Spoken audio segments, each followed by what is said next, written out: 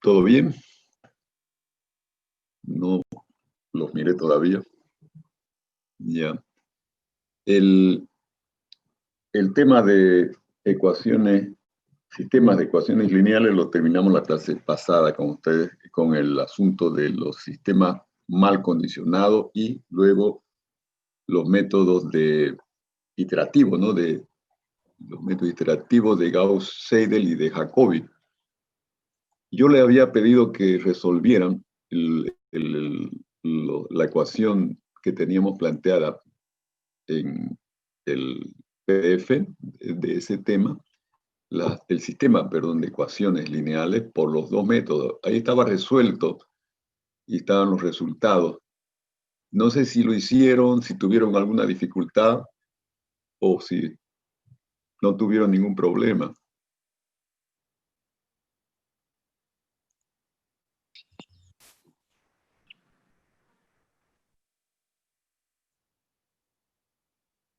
Bien, de todas maneras, antes de entrar al tema nuevo que es de interpolación polinomial, vamos a ver algo en el MATLAB.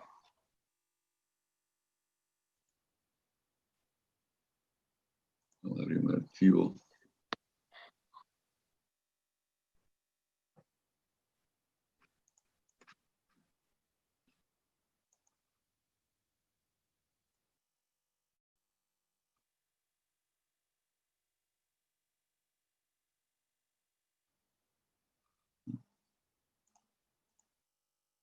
Veamos este asunto.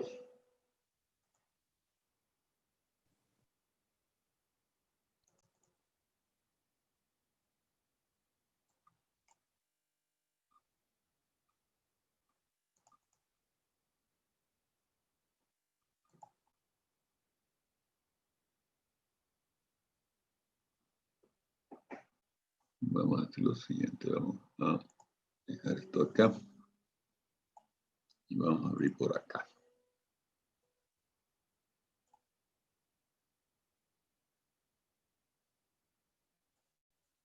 Bien, aquí tenemos un programita del método de Jacobi.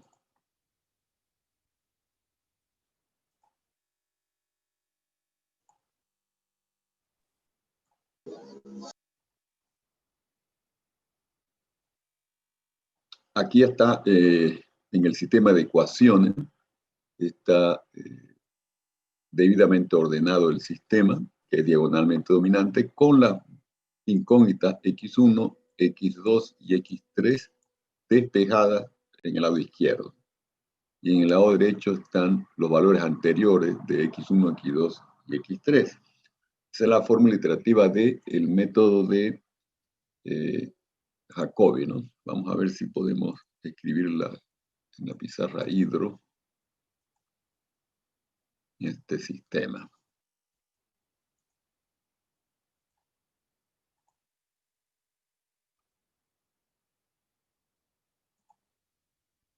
Vamos a ver.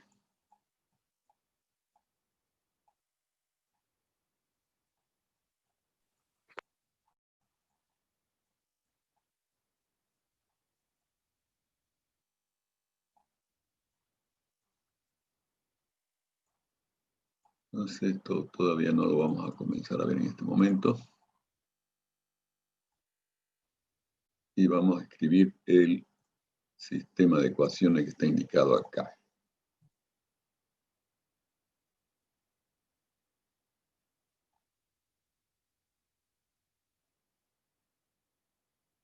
Me está incomodando.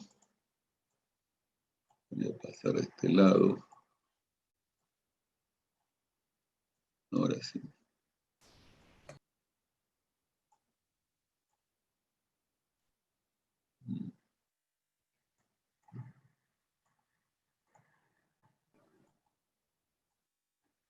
Bien.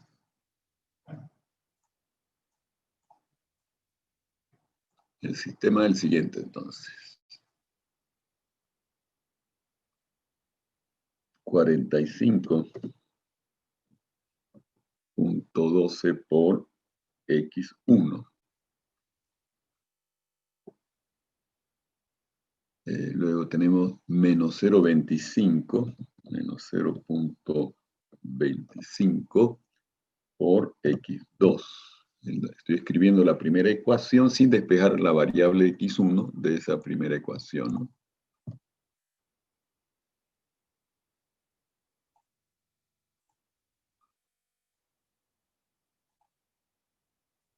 Un segundo.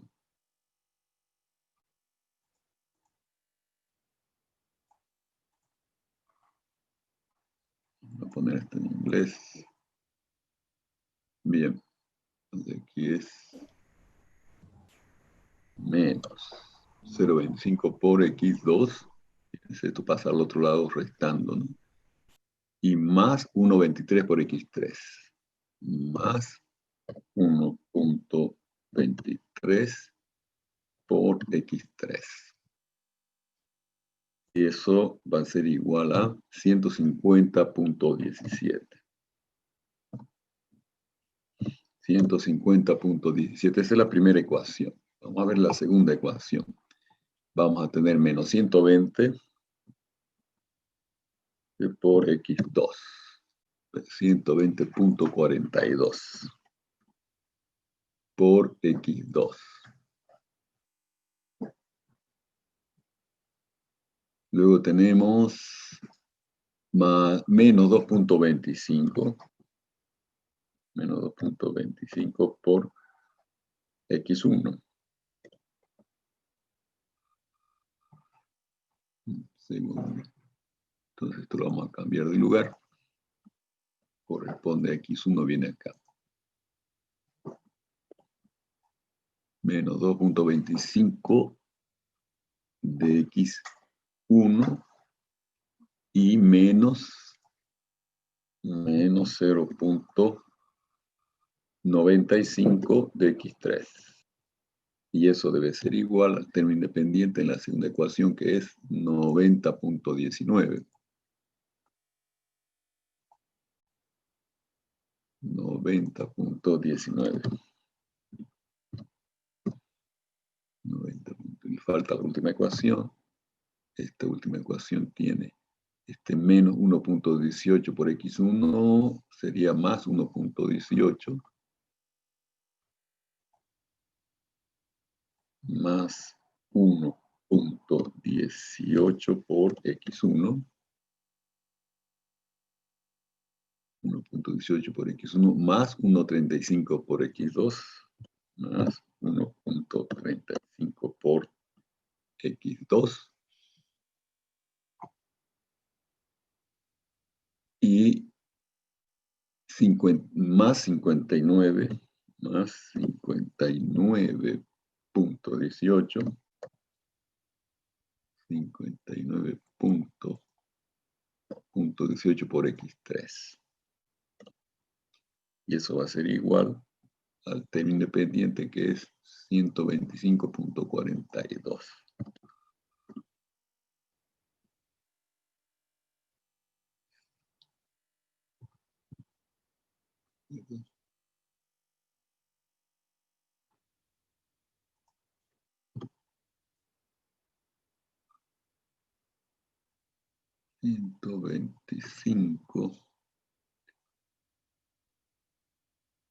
Un segundo.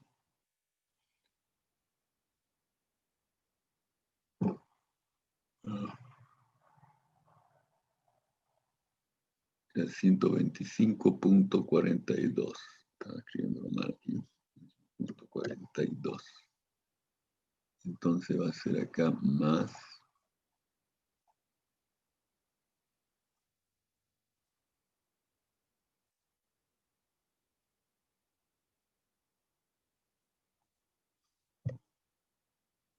igual a 125,42. 125,42. Bien, ese es el sistema que tenemos ahí. Lo escribimos primero como está acá. Voy a ocultar este otro, que es otro ejemplo. Y vamos a resolver el primero. Entonces acá veamos.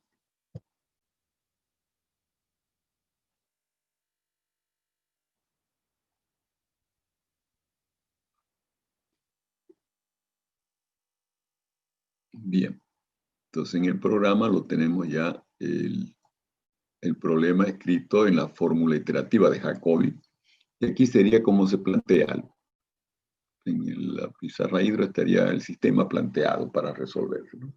Ordenadas las ecuaciones por las variables, x1 la primera columna, x2 la segunda, x3 la tercera, y los términos independientes en el lado derecho, ¿no? Los tres términos son positivos. Bien. Entonces ahora vamos a trabajar la fórmula iterativa. Ustedes la pueden copiar de acá del MATLAB, x1, x2, x3, y de la iteración K más 1, ya en forma genérica, y acá en el lado derecho son los x1, x2 y x3 también que aparecen de la iteración K, ¿no? Aquí le pongo valor A de anterior. Sería la iteración K en el lado derecho y la K más 1 en el lado izquierdo. Entonces ustedes pueden también trabajar con su calculadora para ir obteniendo las soluciones. Yo voy a ir corriendo el programita este.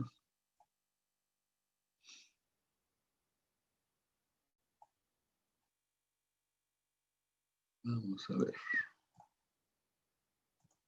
Paramos aquí. Y lo corremos. Entonces, guardo en esta tabla XX los valores iniciales, ¿no?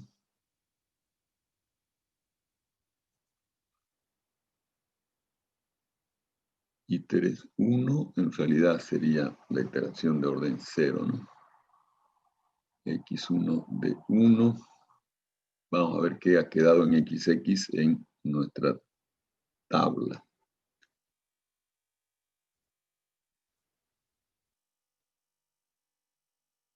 Incomodando. Aquí está, XX. Bueno, aquí ya calculé la primera iteración directamente, ¿no? He dado a, aquí la tabla no se escribe, pero los primeros valores serían 0, 0 para x1, 0 para x2 y 0 para x3. Y obtuvimos en el lado izquierdo, obtuvimos estos nuevos tres valores que son 3.3282 menos 0.7490, 2.1193, ¿no? Entonces, si yo puse 0 los XA, el 1, 2 y el 3, fíjense lo que queda.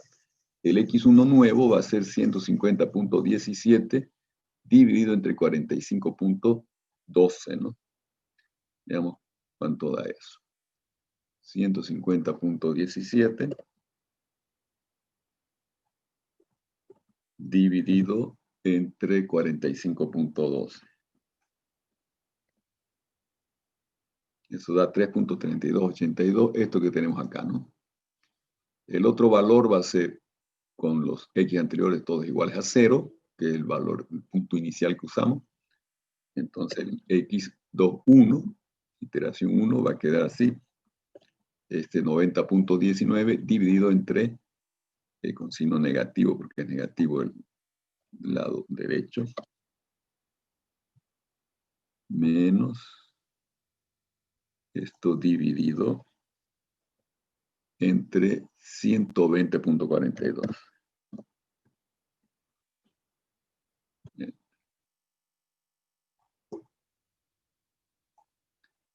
Bien, menos 0.7489, lo que tenemos aquí, ¿no? Es redondeado al cuarto decimal, lo muestra aquí el MATLAB, 0.7490 negativo, ¿no?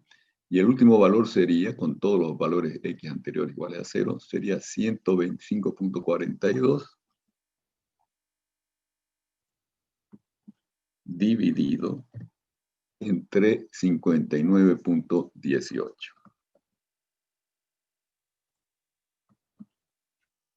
Y nos da el último valor en la columna 3, que es el valor de X3 nuevo, que es 2.1193.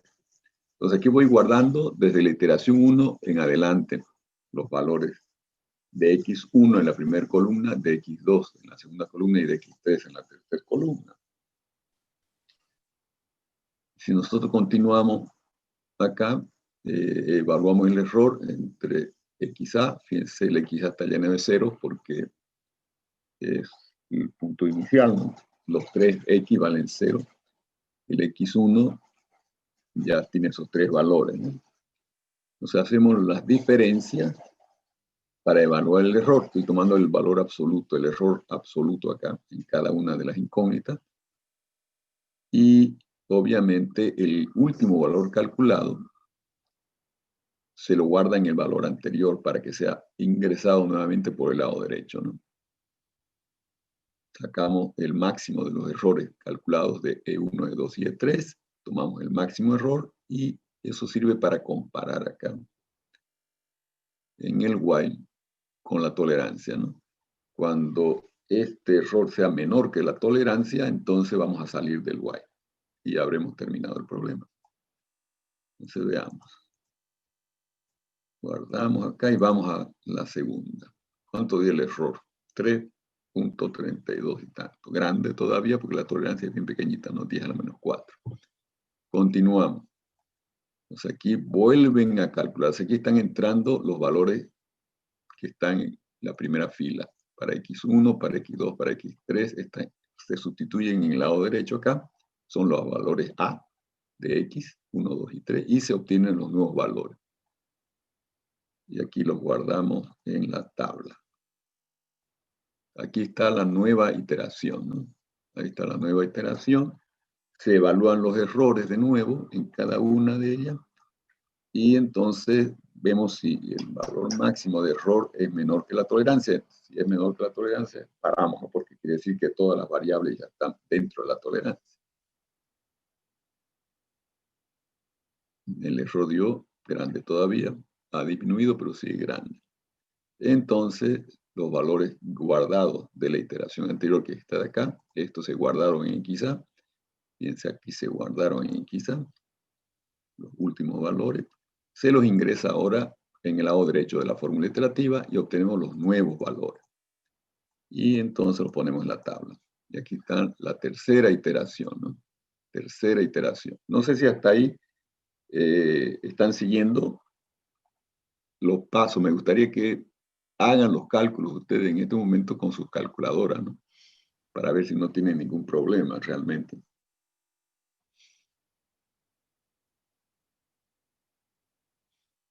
De todas maneras, continuando, ustedes pueden ir capturando pantalla también para después procesar los resultados. Ahí calculamos los errores nuevos, el error máximo, se guardan los valores nuevos en el anterior para usar la forma iterativa nuevo, evaluamos el error ahora.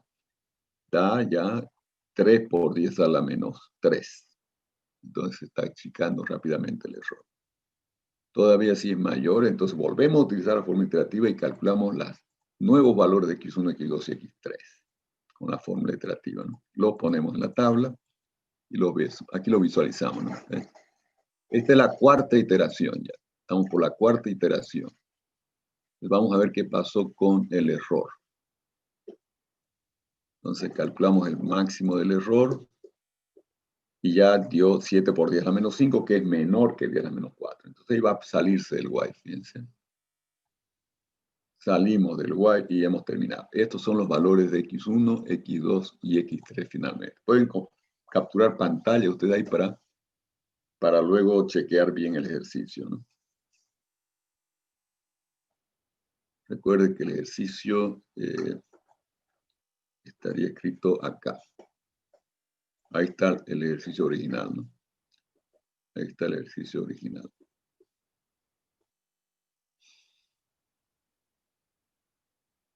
Y acá tenemos los resultados.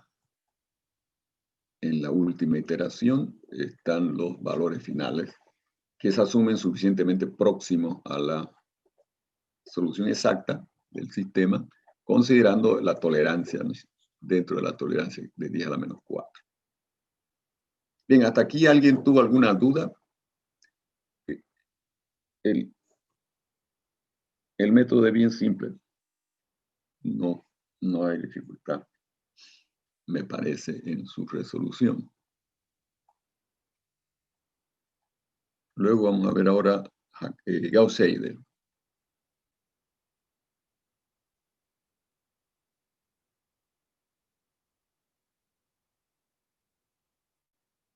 Aquí tenemos.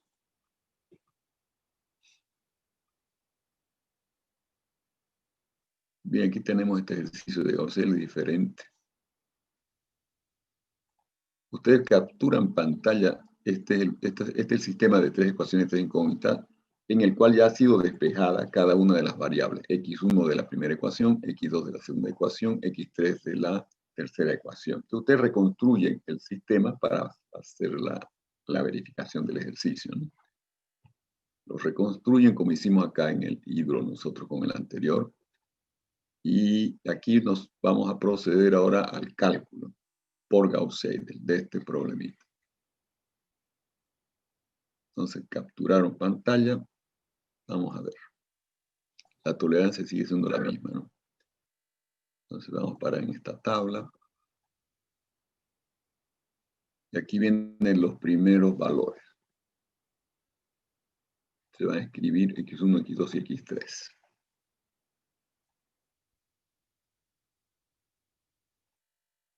Aquí están. Estos dos todavía no los tabla. Ah, no. Es la otra variable. Tabla tengo que buscar. Acá. Ahora sí. Entonces aquí está. Aquí en este caso escribí primero los valores cero de ingreso. Y ahora vienen los primeros. Esta es la primera iteración. Lo que está en la segunda posición en realidad corresponde a la primera iteración, ¿no? El valor de X1 en la primera iteración por Gauss-Seidel es 3.3282. El segundo, el valor de X2 es menos 0.8111. Redondeado aquí, el MATLAB lo redondea para mostrarlo solamente, lo redondea al cuarto decimal, ¿no? Y de X3 es menos 0.1781. Bien, entonces continuamos. Se guardan los valores para mostrarlo en la tabla, se calculan los errores, aquí están se los coloca los nuevos valores en los anteriores y se evalúa el error. Y luego entramos de nuevo en la fórmula iterativa porque el error dio grande, ¿no? Entonces, ahí están los nuevos valores que se ponen en la tabla. Esta es la segunda iteración por Gauss-Seidel. Bien. Continuamos.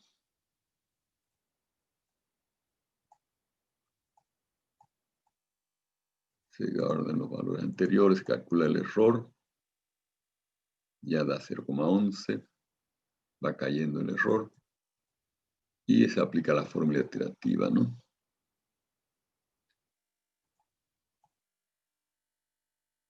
Y se coloca en la tabla. Entonces, esta es la tercera iteración. Estamos ahí con la tercera iteración por el método de Gauss-Seidel. Entonces, aquí calculamos estos valores XX y evaluamos el error en cada una de las incógnitas. Se guardan los nuevos valores calculados en la anterior, ¿no? Y vamos a ver el error. 0,05 todavía mayor que la tolerancia. Entonces continuamos. Fíjense que aquí en la fórmula de Gauss-Seidel no aparece el XA, porque no guardo yo los valores anteriores, utilizo inmediatamente los calculados en cada línea. Esa es la diferencia en la fórmula iterativa, ¿no? Hasta quedó más simple la fórmula iterativa de Gauss-Seidel que la de Jacobi, porque no hay que poner los valores XA anteriores. Se van tomando los últimos siempre acá. Pongo en la tabla y ahí está. 1, 2, 3, cuarta iteración, ¿no? Los valores en la cuarta iteración. Y continuamos. El error, todavía grande, sigue. Bien, voy a pararme acá al final.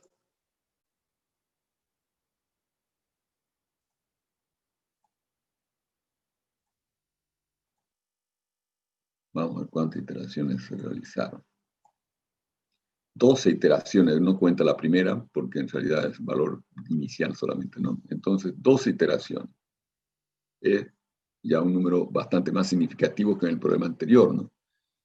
¿Y por qué sucede esto? Fíjense, en la primera ecuación, el coeficiente de x1, que sería el dominante, es de 45, ¿no? Pero el coeficiente acá de x3 es 31 y, bueno, el de x2 es 0,25, ¿no? Pero este de acá es ya grande, ¿no? Entonces, no es tan dominante el 45, porque el 45 resulta ser mayor que 31 más 0,25. Entonces está cerca. Se acercan la suma de los valores absolutos de los coeficientes restantes de la ecuación al valor de la primera, ¿no? Eso hace que se dificulte el proceso. Se alarga, o sea, se alarga, hay más iteraciones cuando sucede aquello, ¿no? Fíjense en la segunda ecuación. El coeficiente predominante es 120. Y hay que compararlo con la suma de 20 más 2, 25. Bueno, aquí sí hay bastante diferencia en la segunda ecuación para el término dominante respecto a los otros coeficientes de la ecuación. En la última, tenemos 59,18, el coeficiente de la diagonal principal en x3, y tenemos 1,35 y 41 otra vez. Entonces, 41 más 1 son 42 aproximadamente, es bastante cerca, digamos, ¿no? Del 52,18. Entonces hay la primera y la tercera ecuación que no son tan dominantes, no son tan diagonalmente dominantes. Son diagonalmente dominantes, pero no son muy fuertemente diagonalmente dominantes. Y eso hace que el número de iteraciones aumente significativamente, ¿no? Nos quedaron estas 12 iteraciones. Bien, hasta aquí se entendió todo el asunto de Gauss-Seidel y Jacobi. Capturen ustedes estos resultados y también el sistema que está ya con las variables despejadas para que ustedes los reconstruyan y vuelvan a resolver para chequear todos estos datos. Todos esos puntos que hemos obtenido con el MATLAB. Bien, con eso entonces damos por concluido el tema de la interpolación, perdón, el tema de los sistemas de ecuaciones lineales, ¿no? ¿Alguien quisiera aclarar alguna duda sobre ese tema antes que lo encerremos completamente?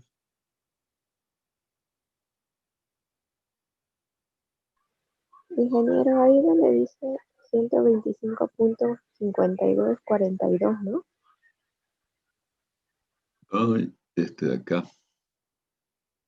Sí, eso. Lo vamos a checar un ratito en él para no meter la pata. Me copié mal, creo. Bien. Es 125,42, ¿sí? Sí, punto 42. Eso es. Ese es el problema que hemos resuelto por Jacobi, ¿no? Correcto.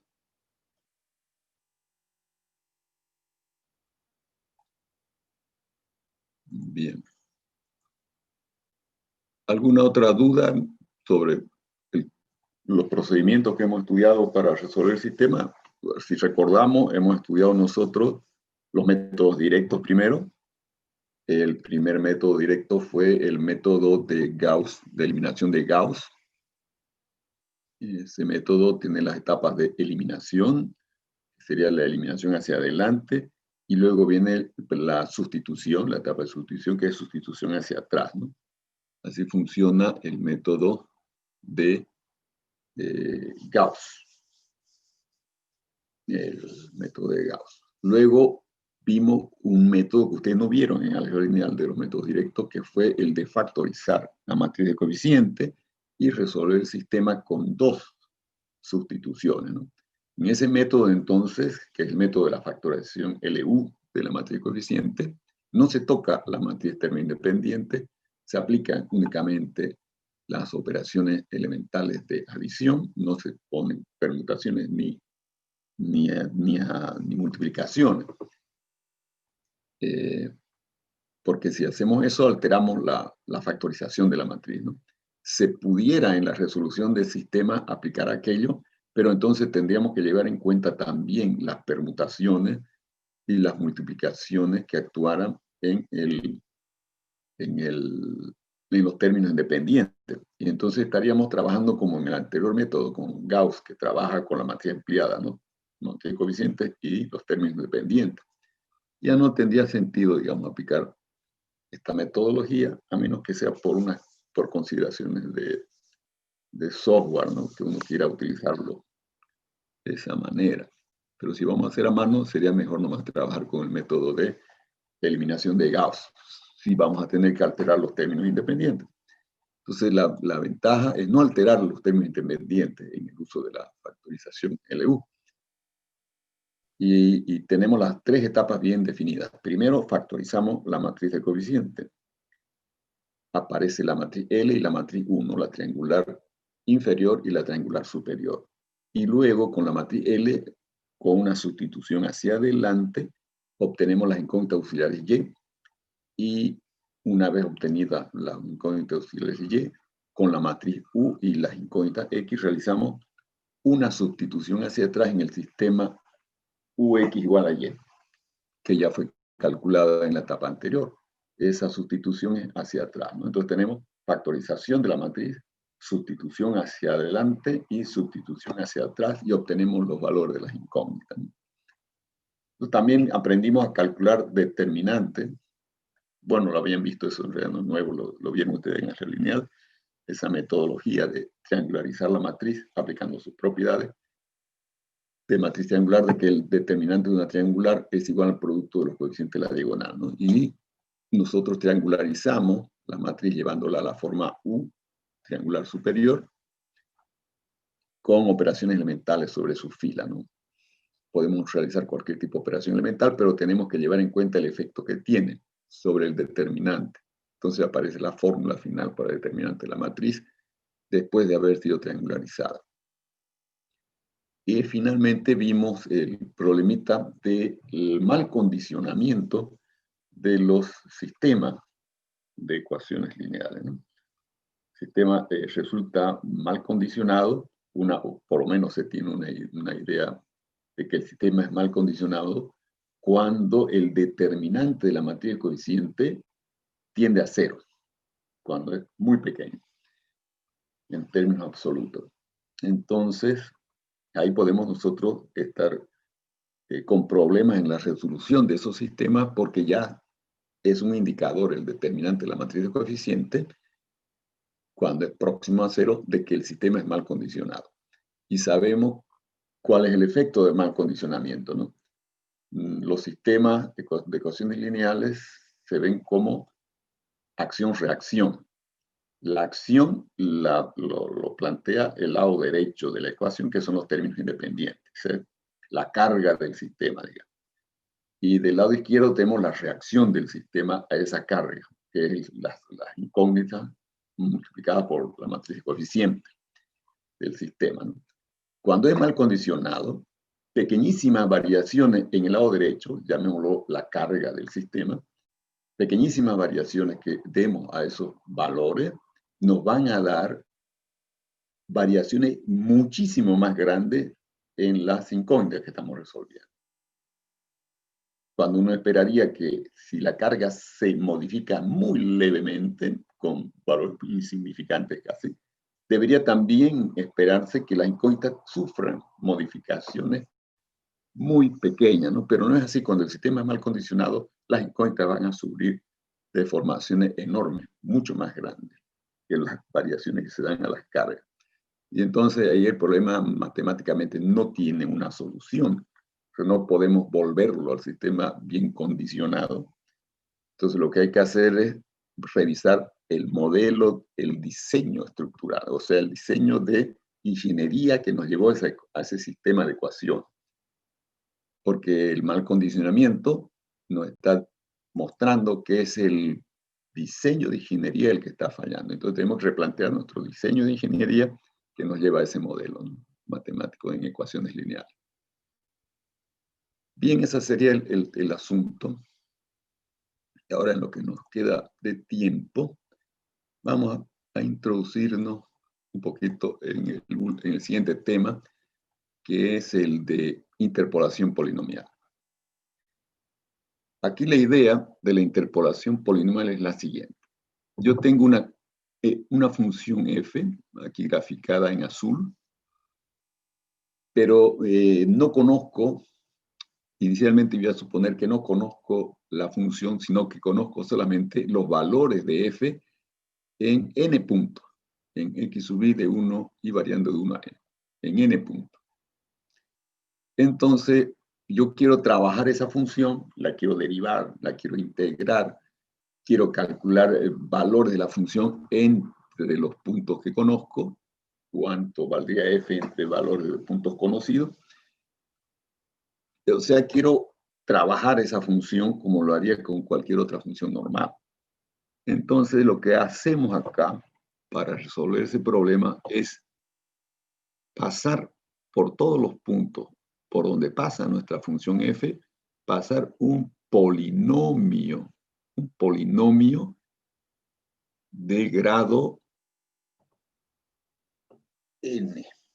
Si tengo n más un punto, si tengo n punto, el polinomio tendrá grado n menos 1. Pero si tengo n más un punto, el polinomio que pase por los mismos puntos de f tendrá n más un punto. O si tendrá grado n, si el número de puntos es n más 1. Entonces, la idea es esta de acá, ¿no? ¿Cómo voy a aproximar con n más un puntos a una función con un polinomio que pase por los mismos n más un puntos de la función? Lo hago simplemente coincidir. El polinomio lo hago coincidir con el valor de la función, porque eso es lo que decimos, ¿no? Pasar el gráfico del polinomio por los mismos puntos que f significa coincidencia entre los valores funcionales del polinomio de la función en esos mismos n más un punto, ¿no? En los n más un punto tendríamos entonces Pn de x0 igual a f de x0, Pn de x1 igual a f de x1, Pn de x2 igual a f de x2, Pn de xn igual a f de xn. Entonces hacemos todas esas coincidencias y aquí aparecen, al hacer coincidir el polinomio en todos los puntos, los n más un punto, con los valores de f en esos mismos puntos, yo obtengo un sistema de n más 1 ecuaciones con n más 1 incógnitas. ¿Cuáles serían las incógnitas? Las incógnitas son los coeficientes del polinomio, ¿no? Que también son n más 1. El coeficiente a sub 0, el coeficiente a sub 1, hasta el de mayor grado, que es el enésimo grado, cuyo coeficiente es el a sub n, ¿no? Entonces, de a0 a sub n, yo tengo n más 1 coeficientes incógnitas. Y entonces, con este sistema de n más 1 ecuaciones, yo puedo calcular esos coeficientes, ¿no? Entonces, si nosotros escribimos el polinomio en potencias crecientes de la variable y reemplazamos x por x0 primero, vamos a tener una primera ecuación, que es la que está escrita acá. Vamos a ampliar esto.